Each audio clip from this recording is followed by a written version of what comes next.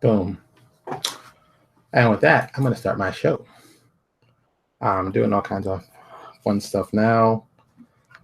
I'm just sending an email to everybody and their mother due to some changes we just had because of that man, Jeff Lee. I'm not talking about those right now. But we're going to talk about the show. So, hi, my name is Louis Porter Jr. and we're watching Transparency Agenda Daily. It is Wednesday, the what? 22nd? What? 22nd? What's going on? People sending me emails while I'm doing my show? Don't you know I'm busy? How dare you write some stuff? Some people doing something. I don't know. It's been a long day today. Not like a bad day, just a long day. A lot of things happened today. A lot of moving parts happened. I had to handle some business accordingly. I had to punch you in the face, so I felt pretty good about that. So, it's like 50-50. What can I say? 50-50. All right, so let's start off as usual. I'm going to start off with the excitement you want to hear. This really came about. Yeah, you didn't come to talk to me to hear about all these Kickstarters, right? Or some of these Kickstarters. People kickstarting it up. They're kicking it up. They're starting it up. I'm not going to look over here. I'm going to look over here. Boom. It's going to drive me crazy since this screen's going to disappear. I guess see what's going on. Oh, Esper Genesis. 13.7. That's right. $13,700. That's good money. That's good legitimate money. People are like scoffing at people's, stuff like that. Like, oh, that's not a lot of money. I'm like, shut up. Oh, of course. Because I have guests in my house. People decide to call my home phone. But they don't understand that I'm doing a show at this time and how rude it is to get the phone call in the middle of my show. How rude is that? I'm just saying it's kind of rude. I'm doing a show. I think the first day I'm doing this show. So, All right, let's move on to more exciting things. Boom, Rising Sun. I'm guessing $1 billion. They've made $1 billion, so they're good. See how cold I am. I'm not even friendly about that. I'm like, I got $1 billion. Ugh. That's kind of an arrogant ass kind of move, so I won't do that. 2.9 million. 2.9. They're still short that 3 million. I thought they'd only get to 3. Looks like they're gonna do 4. I thought they said 4. I did say 3. Look, all I know is these boys are getting paid. I don't even know why they do Kickstarters. I mean, they do it for the popularity and stuff, but at this point, it's like, guys, don't even, stop it. Just stop it. Just stop it. You're making me mad, but you're so awesome. Yeah, I'm throwing a little hate at that. They're a little hate. Nothing wrong throwing a little hate at people. They got $2 million. They got $3 million basically. If I can't hate on them, who can I hate on? I mean, come on. Let's call it like it is. Hate. Bloodlines and Black Magic. Let's see who they are. Since they're friends, I like them. They're friends. We talked about them. Let's find out how they're doing. I'm guessing they're doing pretty well. See, isn't this nice? I do all these little Kickstarters. You don't have to go travel the world to find all these. You can check them all right here. It's amazing. Boom. How are they doing? 7.5. So that's 7,500. They are what? 25% away? About 25% away. They're gonna make it. They got 22 days. They're gonna be good. They got some good stuff. So check it out. I think if you're smart, you will enjoy what they have for you. I think that's appreciative. And of course, they're going with our buddies Arcanus. They've done well. Let me actually just get this up here real quick. I know they crossed their line earlier today. They asked for 20,000. They got the 20 G's. I was like, what? Somebody gave you guys $20,000? Shoot. All right, just semi-trustworthy. They're almost at 25,000, at 24.6. So they're almost 25,000, and they got 30 days to go. So this can go anywhere. I'm going to guess 45,000. Unless something crazy happens, 45,000. I'm guessing that'll be reasonable. So boom. So there we go. What's their next reward? I want to say the next reward real quick. The Sorcerer's Pact is at 25,000, and Blessed Lands is going to be at 40,000. It's PDF, so I guess you get those for free. Is that a bad deal? Free stuff is always good. I appreciate free stuff. I'm not turning down free stuff. So, they're doing pretty well. They're friends. I expect them to do well. So there you go. Now let's move on to the topic of the day, because, some of you people have watched this show. Maybe you haven't seen it yet. If you have, please don't spoil it for anyone who hasn't seen it. I am not finished with it. I'm on like episode 8. But we're going to start talking about Iron Fist. And I'm gonna tell it bluntly, because a lot of people are like, I don't know, Iron Fist. I'm like, look, Iron Fist couldn't have been any better than it was. I mean, I'm a fan. I'm a real fan of it. I don't mean like the fake, like, oh, I read it, and they didn't read it. I've been reading Permanent Iron Fist, issue was issue 60 something, 68, I believe was the first one I got. And then I just, became a fan. I was always a fan. It was a fan thing. It was a fan book. I liked Power Man, and I was like, the black guy's bulletproof, and the white guy does kung fu. That's like a 70s exploitation film right there. I mean, like you can't get any cooler than that. So it's like, boom, let's do this up. And then like everybody, when it's coming, everybody's like, well, he should be Asian. He should be Asian. I'm like, you have no idea what you're talking about because you're an idiot. And they kept screaming, it's he should be Asian. And the best part that I liked the most of this is my moment of how stupid are you? People were complaining he wasn't Asian because he was doing martial arts, and there's no way in the world the white guy could be better than the Asian guy doing it. So you're saying that it's racist to show the white guy is being a martial artist because he's stealing the martial art, but it's okay to say the Asian guy is the best guy to do the kung fu because he's Asian. The word you're looking for is racism. Yeah, that's still racist, guys. That's, if you don't understand that, that's still racist. But if you understand the trope that Iron Fist is playing in the comic book, and let's say basically broke to the film, I mean, Iron Fist is supposed to be the fish out of stranger in the same place, fish out of water, and that was always his predicament. Here's a little fact that some of you don't know. Any true fans know this, but the other fans don't know. Misty Knight, the one you loved in Luke Cage, that's his girlfriend. Yes, that's the one who's in love with him. Yes, Misty Knight. Yes, not Colleen Wing. No. It's going to be Misty Knight. Colleen and Misty have a team together called a Nightwing Detective, Nightwing Investigation, and it's an awesome name. And I said I can't wait to see they do Daughters of Dragon. That's one I think will be awesome because I think they picked the actors perfectly. Blah. But like Iron Fist, the problem with Iron Fist wasn't even really the Iron Fist part. Well, okay, that's not true. The martial arts choreography in the show was not the best. And the problem is the Daredevil one was so much better. I don't know what happened. I don't know who they picked. That guy who they picked was not, or maybe, what's his face, the actor couldn't really be that good of a fighter. That's another problem too. But, it's one of those scenarios of you got to find someone who's believable as a fighter and also believable as the actor. As Danny Rand, I mean, Danny's kind of milquetoast. He's always been kind of milquetoast. He's the white guy running around quoting all the, he's the best quote I ever saw about him was the white surfer dude in Harlem doing kung fu.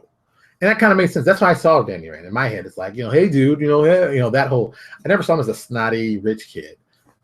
He's never, the guy had all this money, but he still was a mercenary. I mean, let's just be honest. He was a mercenary. Him and Luke Cage, mercenaries. Every sense of the word. They went out, got money to protect people. I mean, hell, Luke Cage, which I think is the dumbest comic book ever, but still hilarious.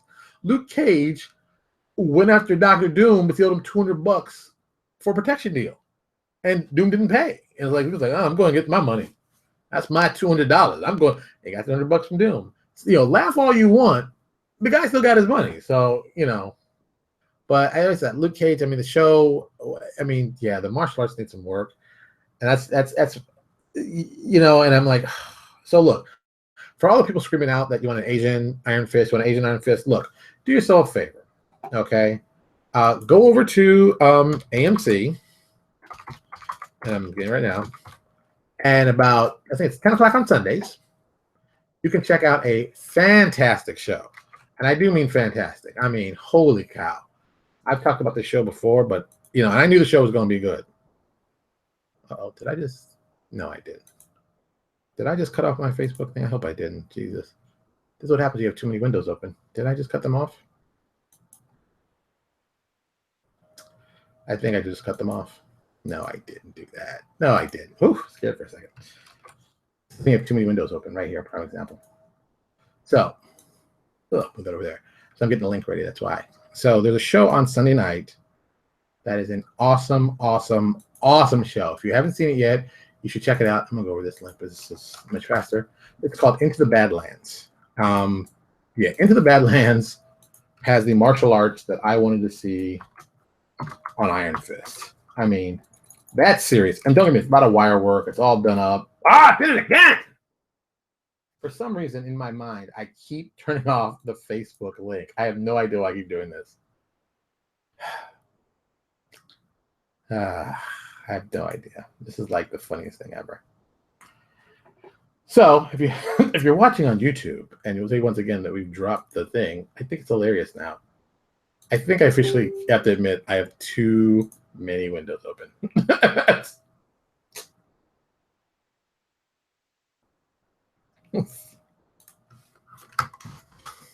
I'm writing this real quick.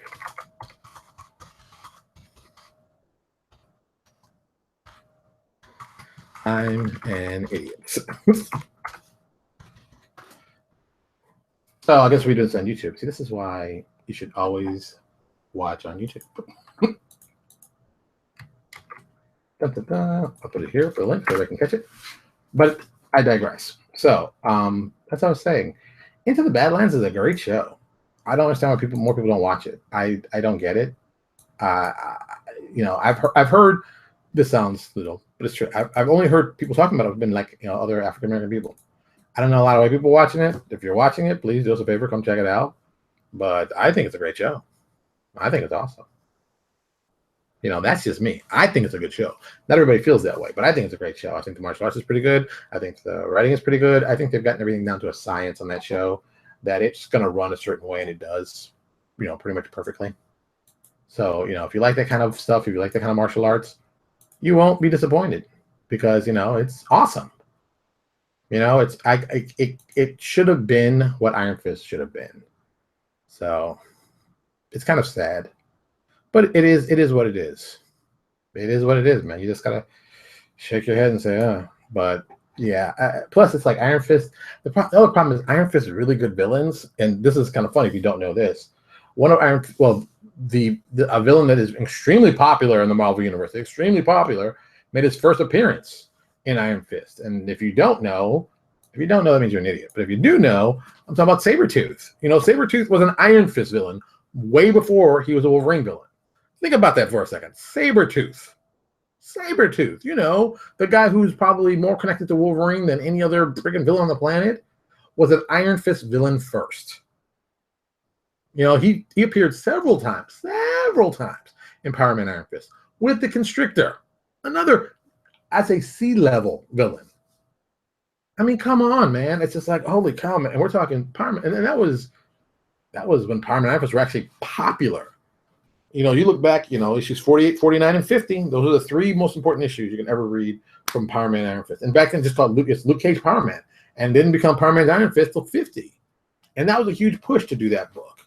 And laughing it all the way, if you remember, the artist on the book was John Byrne, and the writer was Chris Claremont.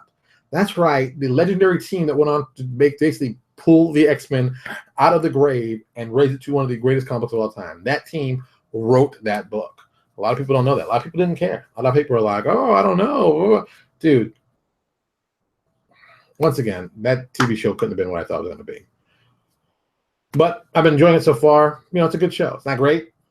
It's not better than anything else I've seen. Well, it's better than Agents of S.H.I.E.L.D., but that's not saying much.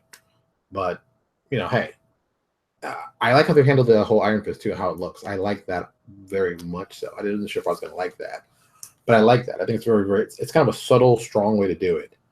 I hope they get more into some more stuff that Matt Fraction did during his run, the first run he did, when he talked about, with one of my favorite lines of all time for Iron Fist. It's like, dude, it's not a river that flows through you. It's an ocean. You dive into it. I think that's a much cooler idea of the whole Iron Fist. And I thought that was a good move. So hope they keep that up. But yeah. Oh, and just in case you were wondering, what did I pick up today? I picked up, boom, The Unworthy Thor, number 5. This is the last one in the series. I was kind of sad as it ended. Jason Aaron did a great job. Oliver Coipel, the artist I like, he drew all of it. I can't wait to get this in trade. Basically anything that Oliver does, I'm picking up. It's just an automatic thing with me. And I also picked up, just because I was just like, I need something different to read. I picked this up, The Prowler. I was always a fan of The Prowler back in the 70s. Yeah, we're talking like late 70s. I thought a cool character that could be interesting. I know that Marvel wants to get more ethnically diverse characters. And don't get me wrong, there's a lot of them in the 70s, especially Spider-Man. Spider-Man had like a whole bunch of ethnically diverse characters in the 70s. So I'm only hoping that we can get some more good stuff.